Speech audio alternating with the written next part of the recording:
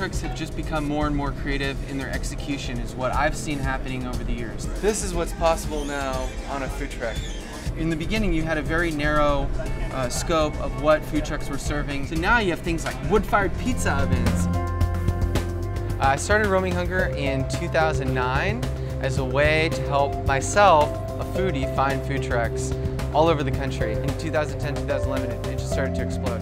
We have over 3,000 vendors listed on Roaming Hunger, and it's growing every day.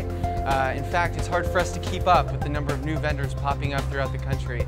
And every day we add new and exciting vendors from various cities.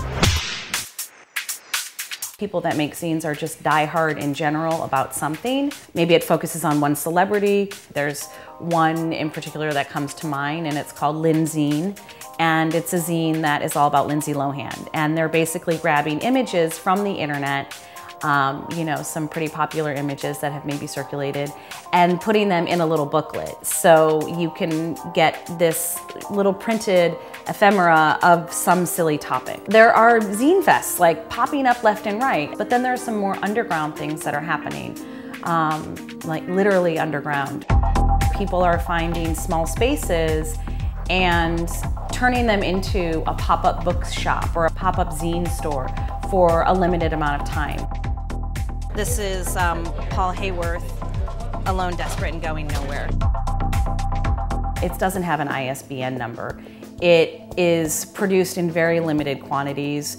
It's produced for a small amount of money, and it's distributed in a very small community. You're taking something that is inexpensive, easily accessible, and you're turning it into something that is beautiful and tactile that people get to share.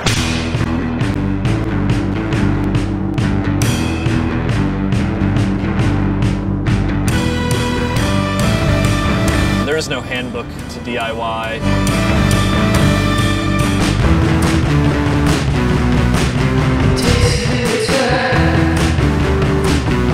I really feel that mentality stretches far beyond music, you know, into theater and burlesque and, you know, writing and any number of aspects of the art field. So Philamocha is the mausoleum of contemporary art, which is also a great name because it insinuates that contemporary art is dead.